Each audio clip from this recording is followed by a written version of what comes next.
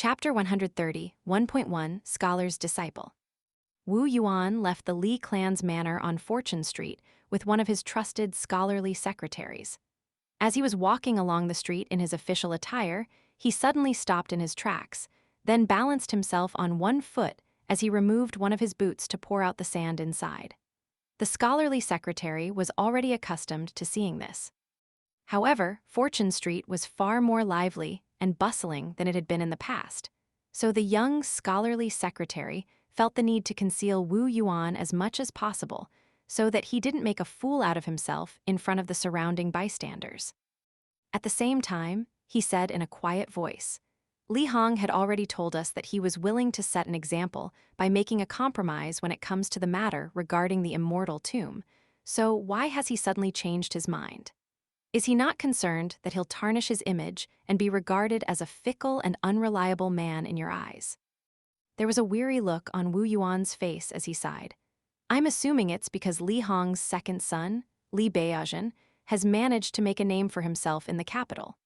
Perhaps he's already found a powerful backer and sent a letter back to inform his clansmen of this, telling Li Hong not to make any rash decisions or something like that. Alternatively, it could be that reclusive eldest son of Li Hong's who advised him that it's best to stay put and observe for now. It's hard to say what led to this decision. In any case, we're the ones who have to suffer the consequences. All of our original arrangements were made on the basis that my teacher would. Let's not talk about this anymore. Where there's a will, there's a way. Let's go and have a couple of flagons of spring peach blossom wine. I'll treat you, but I don't have any money on me, so you'll have to pay this time. I'll pay you back later. The scholarly secretary was already accustomed to this type of shameless gesture from Wu Yuan, and a curious look appeared on his face as he remarked, There's a story circulating around the town, stating that a fortune teller had once foretold that the two sons and the daughter of the Li clan on Fortune Street were destined for great things. Isn't that right? Wu Yuan rubbed his own thin and pale face as he smiled and replied, You believe in stuff like that? Everyone who wants to make a name for themselves in the capital city of our great Li Empire has some insight when it comes to establishing connections and forging reputations, particularly those who come from humble upbringings. Even so-called wealthy and powerful clans aren't guaranteed to do well. Your Fu clan has always been renowned for its tremendous wealth. Outsiders may be unaware of whether that reputation is deserved or not, but I'm sure you're well aware of the truth. Isn't that right, Fu Yu? Fu Yu was quite disgruntled to hear this, and he protested, Why are you bringing up my clan all of a sudden? Wu Yuan's mood was buoyed by Fu Yu's indignant display, and he burst into laughter as he patted Fu Yu on the shoulder as he said, We're both in the same boat, each of us is just as unsightly as the other. Fu Yu also burst into laughter upon hearing this. Isn't it much better to say that we share the same ambitions and outlook on life? That's rather pretentious, is it not? Wu Yuan chuckled. It's really tiring having to keep up the facade of a gentleman. Instead, it's much easier to embrace being a scoundrel. You've really let yourself go, haven't you? Fu Yu sighed with a wistful shake of his head. Wu Yuan also heaved a forlorn sigh, then changed the subject as he mused. I miss my wife. Fu Yu smiled as he said, Isn't it about time that we lifted the restrictions on brothels in our Dragon Spring County? Fine wine is decent on its own, but its flavor is ultimately lacking with no beautiful women in accompaniment. Wu Yuan nodded in response as he replied with a serious expression. There are some women among the prisoners of the Lu Empire that would be perfect for the job. As opposed to forcing them to work themselves to death in the forests and mountains, we may as well give them another choice. Of course, we can't force them into this, so the decision will ultimately be up to them. Fu Yu, from now on, you don't have to accompany me on these trips and be shunned by the town's residents anymore. Instead, I'm going to put you in charge of overseeing this matter. Fu Yu was very much taken aback to hear this. He had only brought up this subject as a joke, and a perplexed look appeared on his face as he asked, Are you being serious right now? Wu Yuan adjusted his collar slightly, then smiled as he replied, Why would you think I'm not being serious about this? With all those mountains being developed, the majority of their future residents are going to be immortals. How are we going to keep those esteemed immortals around and convince them to spend money in our town? Are you going to be able to do that, or do you think I'm up to the task? I'm just an insignificant little governor who's about to be stripped of his title of Kiln Supervision Official. I've heard from my teacher that those immortals are generally not attracted to mortal women for their looks alone, because female cultivators possess far superior physical bodies to mortal women.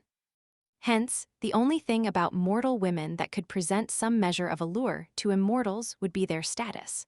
For example, the princess of a fallen empire or the young mistress of a powerful clan that had fallen from grace would be like rare delicacies in the eyes of immortals, and those prisoners of the Lu Empire are not lacking in this area.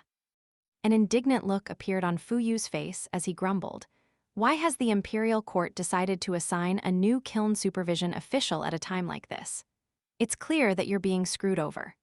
During the past 2 months, you've explored every single one of the 60 or so mountains on foot and spent countless time and effort negotiating with those sly old foxes.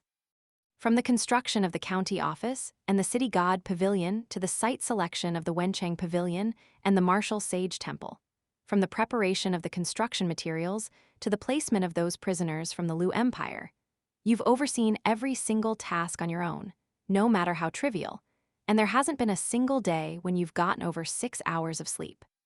Yet now, those old farts in the imperial court are condemning you for failing in your duties. Perhaps someone from the imperial court has been manipulating the 4 surnames and 10 clans all along, instructing them to pose obstacles for you at every turn. I bet they're trying to ensure that your political career never makes it out of Dragon Spring County. Following his indignant tirade, Fu Yu seemed to have realized that this was a rather unrealistic conspiracy theory, and he grumbled. At the very least, they're trying to ensure that you won't be in charge of any of the ministries before you turn 50. All you'll be able to do is slowly progress up the ranks without receiving just reward for your efforts. Wu Yuan opened his mouth as if to say something, but remained silent in the end. All of a sudden, Fu Yu burst into laughter, and Wu Yuan turned to him as he asked, "What's gotten you so happy all of a sudden?" Fu Yu replied, "Dragon Spring County is a small place, but compared with the luxurious capital, I much prefer living here. There's fine wine, pastries, and meat buns every morning. If I want to eat anything, I can just come here on foot to purchase it, and the return trip would only take me an hour at most. Sometimes, when I'm in a bad mood, I would go to the wine shop and order half a liter of wine, then sit on my own in peace and quiet for an hour or two without anyone approaching me or calling out to me. If I'm in the mood for it, I can order a small bowl of braised meat and a dish of pickled vegetables to help the wine go down. I really want to keep spending my days like this, and that gives me even more incentive to do well here, even if there are many hardships ahead." Wu Yuan nodded in response. "If all we did was laze around and rely on others to carry us up the ranks, then what's the point in serving as officials? We have to put our foot down and actually do something to benefit the people. I have to say that you're better than me in this regard. I came from an impoverished background, so I know how difficult things are for the general public. In contrast, you're a young master of the esteemed Fu clan, so it's quite surprising to me that you can think this way." The two of them walked along beside one another, and Fu Yu sighed. "Therein lies the problem. You can do things for the sake of the people, but the people won't necessarily be grateful to you. In the history books, there is certainly no lack of examples of capable officials diligently working for the sake of the people, only to be denounced and stripped of their official titles in disgrace. Over the past few centuries, there have been some cases of such officials being posthumously lauded for their deeds, but those examples are far and few in between, and what does it matter anyway when they're already dead?" "That's not the right way to think about it," Wu Yuan disagreed with a shake of his head. "If you set out to do something, then that should be your focus. Your purpose should be to accomplish something that you can feel proud of. As for whether the people will be grateful to you and whether the imperial court will approve of your deeds, that's not for you to think about now. Overthinking such matters will only result in disillusionment, and you could easily find yourself losing your will and drive before you've even done anything. As Confucians, we are not like Taoists and Buddhists, who are always seeking out the limits of the teachings that they believe in." Fu Yu heaved a faint sigh upon hearing this.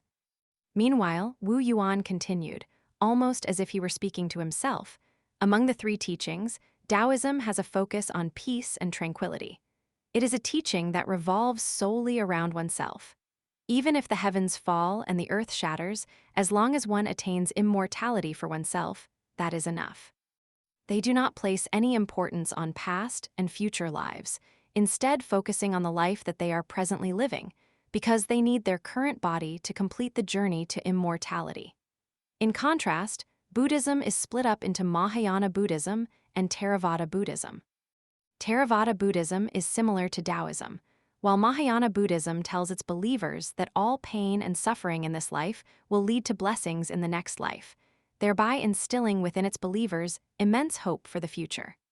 As for Confucianism, it is the most closely intertwined with the secular world out of the three teachings. Furthermore, it raises a predicament where the more well-learned and advanced one's cultivation base is, the more cautious and restricted they become, as they always feel like their words and actions could break certain rules or encroach upon certain boundaries. For example, my teacher's doctrine is that practical ability should be valued above theoretical knowledge, and his objective is to weed out the Confucians who have nothing but empty knowledge. Unfortunately, all those who propose radical new ideas are bound to be ostracized and make many enemies. Wu Yuan shook his head as he continued, "My teacher had the right idea, but anything will inevitably go sour when taken to the extreme. Furthermore, there is a sense of inertia present in everyone. There's a very good chance that during extended periods of peace, say 500 or even 1,000 years, scholars will still be reading the same books that contain the teachings of sagely figures, but they'd be doing so in a conceited and sanctimonious manner, rather than actually trying to better themselves. At the moment, this is not a problem. The three eternal pursuits of Confucianism are to establish a strong moral compass, make contributions to society and empire, and ensure that one's words and writings are worthy of being passed down to future generations. At the moment, Confucians are still striving for the three pursuits in equal measure, but if my teacher's doctrine were to be implemented, then the emphasis would gradually be skewed solely to the contributions one can make to society and empire. If such a mindset were to set in, then scholars would renounce the establishment of a strong moral compass and the pursuit of theoretical knowledge. That would truly be a terrifying world to live in." Fu Yu was stunned to hear this, and an alarmed look appeared on his face as he grabbed firmly onto Wu Yuan's arm, then said in an urgent voice, "Wu Yuan, you absolutely cannot say this to your teacher no matter what.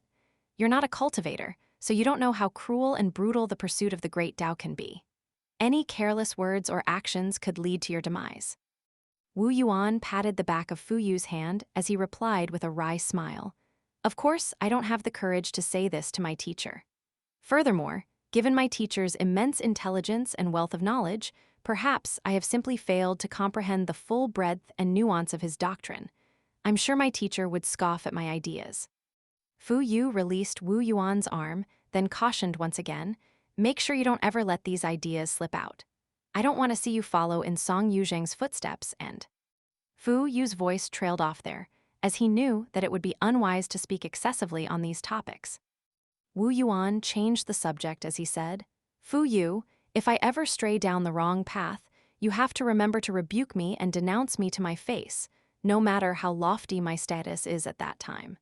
You have to make me see reason and guide me back to the right path. Rest assured, if that time comes and my words can't get through to you, then you can expect a punch from me, Minster Wu. A minister of one of the 6 ministries is only a second-rank official.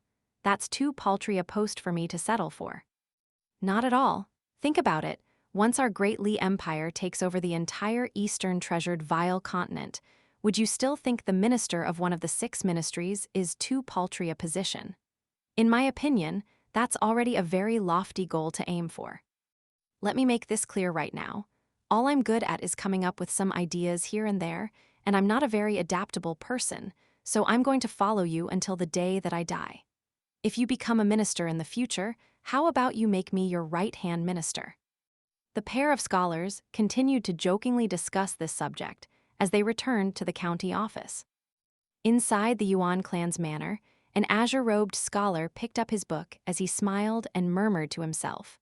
Wu Yuan, your thought process is correct when it comes to the excessive emphasis on practical contributions that could result from my doctrine.